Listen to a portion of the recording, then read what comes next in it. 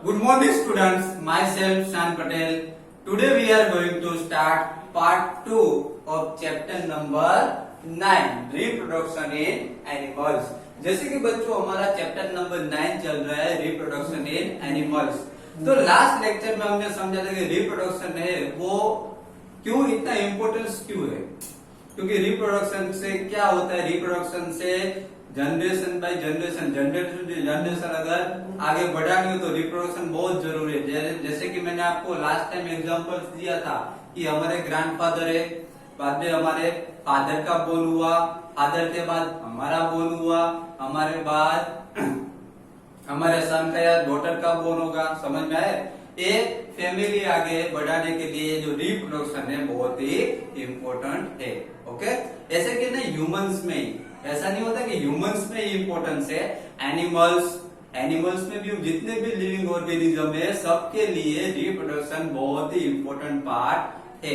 Okay, तो आज के लेक्चर में बच्चों, आज के लेक्चर में पार्ट 2 में हम ये लास्ट लेक्चर में जैसे कि मैंने आपको समझाया कि अगर सेक्सुअल रिप्रोडक्शन, दो टाइप का रिप्रोडक्शन था, याद है ना? सेक्सुअल रिप्रोडक्शन है ना, असेक्सुअल रिप्रोडक्शन। तो उसमें हम सेक्सुअल रिप्रोडक्शन के बारे में सबसे पहले तो समझेंगे। तो लास्ट लेक्चर में जैसे कि मैंने आपको समझाया था कि सेक्सुअल रिप्रोडक्शन जो होता है उसमें मेल एंड फीमेल दोनों के ऑर्गन्स बहुत ही इम्पोर्टेंट है। ओके, तो आज पार्ट 2 में हम यही समझने वाले हैं, मेल रिप्रोडक्टिव जो ऑर्गन्स है वो और फीमेल रिप्रोडक्टिव ऑर्गन्स है उसके बारे में आज हम डिटेल में समझेंगे। Okay, see here mail reproductive organs. जो मेल के जो बच्चों रिप्रोडक्टिव जो ऑर्गन्स होते हैं वो यहाँ पे पिक्चर्स में दिखाए गए। यहाँ पे पिक्चर्स आपको दिख रहा है, ये पिक्चर्स में मेल रिप्रोडक्टिव ऑर्गन्स दिखाए गए हैं। देखिए यहाँ पे ये जो आपको लाइंस दिखाई गई है, ये जो लाइन्स है रेड कलर की लाइन्स आपको दिखाई दे, ये लाइन्स को स्पर्म डक्ट कहा जाता है। पाइप जैसा दिख रहा है आपको, इसको क्या कहा जाता है? Sperm duct. ओके, दो टाइप दोनों जगह पे होती है, left side and right side. Okay, then यहाँ पे जो बीच वाला जो पार्ट आपको दिखाई दे रहा है ये मेल ऑर्गन से जिसको पेनिस कहा जाता है। देन यहाँ पे ये जो आपको दिखाई दे रहा है दोनों साइड, इसको टेस्टिस कहा जाता है। ओके, तो ये मेल रिप्रोडक्टिव ऑर्गन्स है, इसके बारे में हम डिटेल में समझते हैं। Okay, see here the male reproductive organs include a pair of testes, two sperm ducts and a penis। बच्चों यहाँ पे ऐसा बताया गया है कि जो मेल रिप्रोडक्टिव ऑर्गन्स जो होते हैं उसमें कौन कौन से पार्ट्स होते हैं। तो ऑर्गन्स में क्या क्या होता है? A pair of testis, testis की एक पेयर होती है। पेयर मीन्स क्या होता है? पेयर मीन्स दो। जैसे कि यहाँ पे देखो पेयर ऑफ टेस्टिस, टेस्टिस की पेयर यहाँ पे दिखाई दे रही है, ये पूरी एक पेयर है। ये टेस्टिस दिखाई दे रहा है व्हाइट कलर का, ये टेस्टिस है। समझ में आया? तो ये पेयर ऑफ टेस्टिस है। देन टू स्पर्म डक्ट, और दूसरा क्या है? Two sperm ducts. Sperm ducts means क्या बच्चों? ये जो आपको लाइंस दिख रही है रेड कलर की, ये वेसल्स जैसी आपको दिख रही है, इसको स्पर्म डक्ट कहा जाता है, जिसमें से स्पर्म जो होता है इसमें से फ्लो होता है। समझ में आया? ये स्पर्म डक्ट थ्रू। देन अ पेनिस, और एक पेनिस होता है जो आपको यहाँ पे दिखाई दे रहा है बीच में। ओके, देन तो इतने पार्ट्स होते हैं बराबर। मेल रिप्रोडक्टिव ऑर्गन्स में टोटल इतने पार्ट्स होते हैं। Then the testis reproduce the male gametes called sperms. बच्चों यहाँ पे ऐसा बताया गया है कि जो टेस्टिस जो होती है, ये आपको टेस्टिस की जो पेड़ दिख रही है, दो टेस्टिस जो है, ये जो टेस्टिस जो है इसमें क्या प्रोड्यूस होता है? ये जो टेस्टिस जो है उसमें स्पर्म प्रोड्यूस होता है। क्या होता है? The testis produce the male gametes. ये जो टेस्टिस है वो मेल गैमेट्स प्रोड्यूस करते हैं, जिसको हम स्पर्म कहते हैं। क्या कहते हैं? स्पर्म। स्पर्म जो होता है वो व्हाइट कलर का होता है। Okay, then millions of sperms are produced by the testis। यहाँ पे ऐसा भी बताया गया है कि जो टेस्टिस जो है उसमें मिलियंस ऑफ स्पर्म्स प्रोड्यूस होता है। क्या होता है? मिलियंस ऑफ स्पर्म वहां पे प्रोड्यूस होते हैं। ओके, और जो स्पर्म होते हैं व्हाइट कलर का होता है और वो लिक्विड होता है, याद रखिएगा। कहाँ पे स्पर्म प्रोड्यूस होता है बच्चों? कहाँ पे होता है? तो ये जो टेस्टिस है, ये जो टेस्टिस है यहाँ पे स्पर्म प्रोड्यूस होता है, याद रखिएगा। ओके, देन तो ये तो हो गया बच्चों मेल रिप्रोडक्टिव ऑर्गन्स। तो समझ में आ गया ना आपको मेल रिप्रोडक्टिव ऑर्गन्स क्या होता है? ये पूरी फिगर दी है मेल रिप्रोडक्टिव ऑर्गन्स की, एग्जाम में भी पूछ सकते हैं, इसलिए ध्यान से देखिएगा। ओके, ये जो मेल रिप्रोडक्टिव जो ऑर्गन्स है उसमें कौन कौन से पार्ट्स होते हैं, कौन कौन से ऑर्गन्स होते हैं? तो इसमें एक तो ये दोनों साइड जो आपको दिख रही है वेसल्स जैसी रेड लाइन, उसको स्पर्म डक्ट कहा जाता है। ओके, देन ये जो आपको बीच में लाइंस जो दिख रही है इसको पेनिस कहा जाता है। एंड ये टेस्टिस है, टेस्टिस की एक पेयर होती है।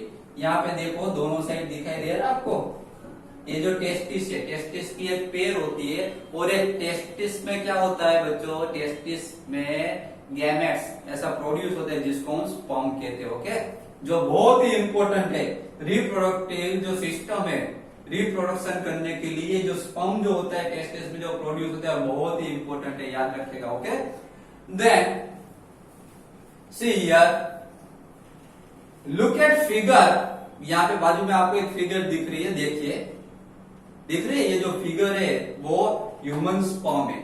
यहाँ पे हमने देखा ना, ये जो टेस्टिस जो है, ये दोनों टेस्टिस, वहां पे क्या प्रोड्यूस होता है? तो वहां पे स्पर्म प्रोड्यूस होता है। क्या प्रोड्यूस होता है? स्पर्म। तो अभी स्पर्म होता क्या है? What is sperm? तो स्पर्म के बारे में हम समझते हैं। देखो यहाँ पे आपको एक फिगर दिख रही है, ये एक स्पर्म है, ये स्पर्म की फिगर है। Look at figure which show the picture of a sperm. यहाँ पे फिगर में हमको स्पर्म की पूरी पिक्चर दी गई है और स्पर्म में भी कुछ पार्ट्स होते हैं। देखिए यहाँ पे आपको पार्ट्स दिख रहे हैं ऊपर, यहाँ सबसे ऊपर जो पार्ट्स है उसको स्पर्म का हेड कहा जाता है। क्या कहा जाता है? हेड। याद रखिएगा एक ही स्पर्म है, बराबर। स्पर्म में सबसे ऊपर का जो पार्ट होता है उसको हेड कहा जाता है। जैसे कि हमारा हेड है, हमारा सबसे ऊपर का जो पार्ट है हमारा कैसा हेड है कि नहीं, उसी तरीके से स्पर्म में जो मेन पार्ट होता है ऊपर उसको हेड कहा जाता है। देन यहाँ पे बीच वाला जो पार्ट आपको दिख रहा है रेड कलर का, उसको मिडल पीस कहा जाता है। क्या कहा जाता है? Middle piece. देन उसके बाद सबसे जो लास्ट जो पार्ट है यहाँ पे टेल जैसा दिख रहा है ना आपको, तो हाँ स्पर्म में भी इसको टेल ही कहा जाता है। क्या कहा जाता है? टेल। ए टेल, समझ में आया? तो स्पर्म में भी कितने पार्ट्स होते हैं? स्पर्म में भी 3 पार्ट्स होते हैं। सबसे ऊपर का जो पार्ट्स जो होते हैं उसको हेड कहा जाता है। उसके बाद जो मिडल में जो पार्ट है रेड कलर का उसको मिडल पीस कहा जाता है। उसके बाद जो लास्ट जो पार्ट होता है उसको टेल कहा जाता है। ओके, तो समझ में आ गया आपको? स्पर्म की फिगर तो देखे बहुत इजी है ना? मेल रिप्रोडक्टिव की फिगर हार्ड है, लेकिन अगर आप स्पर्म की फिगर देखो तो स्पर्म की फिगर तो बहुत इजी है, आप इजीली ड्रॉ कर सकते हो उसको। Okay, then the sperms are very small in size, each has a head, a middle piece and a tail. यहाँ पर ऐसे ही कहा गया है कि स्पर्म भले ही बहुत स्मॉल साइज का हो। देखिए बच्चों फिगर में आपको स्पर्म की जो फिगर है वो आपको बड़ी दिख रही है, लेकिन ओरिजिनल में जो स्पर्म जो होता है बहुत ही स्मॉल होता है। ओके, तो ये जो स्पर्म जो होता है वो भले ही बहुत स्मॉल साइज का हो, लेकिन तो भी उसमें कौन कौन से पार्ट होते हैं?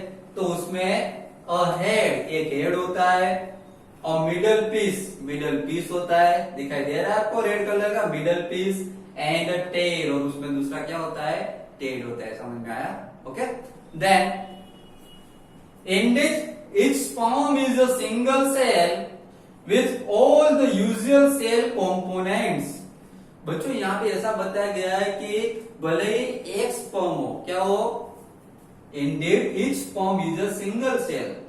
ये जो एक स्पर्म है उसमें भले ही एक ही सेल हो, सिंगल सेल हो, with all the usual cell components, लेकिन वो बहुत ही इंपॉर्टेंट है, सभी सेल कंपोनेंट्स के लिए बहुत ही इंपॉर्टेंट है। ओके, देन तो ये तो हो गई ह्यूमन स्पर्म की बात हुई, बराबर।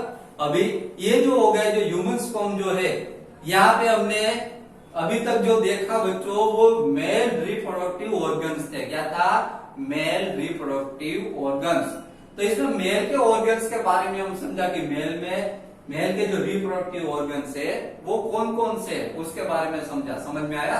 तो मेल रिप्रोडक्टिव ऑर्गन्स थे सब। ओके, अभी ये जो मेल रिप्रोडक्टिव ऑर्गन्स थे उसमें यहाँ पे टेस्टिस में, यहाँ जो टेस्टिस है उसमें क्या प्रोड्यूस होता था? इसमें स्पर्म प्रोड्यूस होता था। समझ में आया?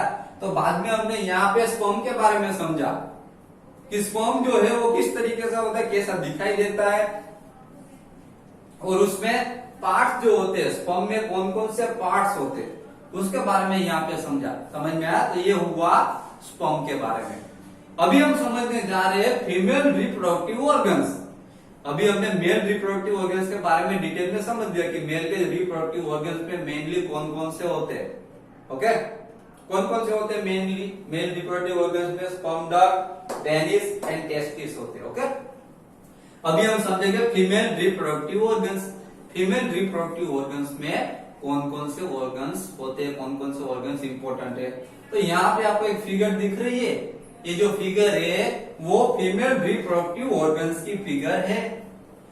और इस फिगर में जो पार्ट्स आपको दिखाई दे रहे हैं, ये जो पार्ट्स है, जो बीच वाला जो आपको पार्ट्स दिखाई दे रहा है रेड कलर का, उसको यूटेरस कहा जाता है। क्या कहा जाता है? यूटेरस। ओके, उसके बाद यहाँ पे जो आपको हैंड जैसा जो पार्ट दिखाई दे रहा है दोनों साइड, उसको ओविडक्ट कहा जाता है। ये ऊपर का जो पार्ट है ना, ये ऊपर का, उसको क्या कहा जाता है? ओविडक्ट कहा जाता है। याद रखेगा। ओके, उसके बाद यहाँ पे जो ये पार्ट है लास्ट में दोनों साइड, उसको ओवरी कहा जाता है। क्या कहते हैं उसको? ओवरी। तो ये फीमेल रिप्रोडक्टिव ऑर्गन्स के पार्ट्स है। याद रखिए, अगर मेल रिप्रोडक्टिव ऑर्गन्स के पार्ट्स बोले हो तो sperm duct, penis and testis आएगा। समझ में आया? लेकिन अगर फीमेल रिप्रोडक्टिव ऑर्गन्स के बारे में बोला हो कि फीमेल रिप्रोडक्टिव ऑर्गन्स कौन कौन से, तो उसमें आप लिखोगे oviduct, uterus and ovary. Okay, then see here the female reproductive organs are a pair of ovaries। Female reproductive organs में कौन कौन से ऑर्गन्स आएंगे? तो उसमें आएंगे एक तो ओवरिस। ओवरिस दोनों साइड है, यहाँ पे देखिए ओवरिस यहाँ पे दिखाई दे रही है दोनों साइड। समझ में आया? जो लास्ट पार्ट है उसको ओवरिस कहा जाता है। तो दो ओवरिस होती है, मींस एक पेयर हुई। देन ओविडक्ट, उसके बाद क्या है उसमें? ओविडक्ट, ये आपको दिखाई दे, एरो किया गया है, इसको ऊपर के जो ये पार्ट है उसको ओविडक्ट कहा जाता है। एंड द यूटेरस, यहाँ पे बीच वाला जो ये पार्ट है रेड कलर का, उसको यूटेरस कहा जाता है। तो ये हो गया फीमेल रिप्रोडक्टिव ऑर्गन्स। समझ में आया? The ovary produce female gametes called ओवा, उसको एग्स भी कहा जाता है। याद रखेगा, फीमेल में क्या होता है? द ओवरी, ये जो ओवरी आपको दिख रही है दोनों साइड, ओवरी में क्या प्रोड्यूस होता है? फीमेल गैमेट्स, और वो फीमेल गैमेट्स को बोलते हैं ओवा। समझ में आया? ये जो मेल रिप्रोडक्टिव ऑर्गन्स था उसमें क्या प्रोड्यूस होता था? स्पर्म प्रोड्यूस होता था। और किसमें प्रोड्यूस होता था? टेस्टिस में। याद रखेगा, फीमेल रिप्रोडक्टिव ऑर्गन्स में टेस्टिस में स्पर्म प्रोड्यूस होता था। ओके, और उसके सामने अगर फीमेल रिप्रोडक्टिव ऑर्गन्स में देखने जाए, यहाँ सॉरी बच्चों, यहाँ पे मेल है। ओके, मेल रिप्रोडक्टिव ऑर्गन्स में जो टेस्टिस थे मेल, ओके याद रखेगा, मेल रिप्रोडक्टिव ऑर्गन्स में यहाँ पे जो टेस्टिस थे, टेस्टिस में क्या प्रोड्यूस होता था? स्पर्म प्रोड्यूस होता था। ओके, और उसके सामने female reproductive organs, female reproductive organs देखने जाए तो वहां पे ओवरिस में क्या प्रोड्यूस होगा? ओवा। याद रखेगा, इसमें टेस्टिस के सामने वहां पे क्या आएगा? ओवरिस, बराबर। और इसमें स्पर्म प्रोड्यूस होता था, उसमें क्या प्रोड्यूस होगा? फीमेल में ओवा। ओके, याद रखेगा। In human beings a single matured egg is released into the oviduct by one of the ovaries every month। बच्चों यहाँ पे क्या बताया गया कि इन ह्यूमन बींग्स में क्या होता है कि सिंगल मैच्योर्ड एग मींस ओवा, जो सिंगल मैच्योर एग होता है is release into the oviduct, वो ओविडक्ट में रिलीज होता है। यहाँ पे ओविडक्ट में याद रखेगा, वो ओविडक्ट में रिलीज होगा by one of the ovaries every month. किसके थ्रू होगा? बाय ओवरीज एवरी मंथ होता है, एवरी मंथ एक जो मैच्योर एग जो होता है वो रिलीज होता है बाय द ओवरीज से रिलीज होगा और कहा जाएगा? ओविडक्ट में। समझ में आया? याद रखिएगा।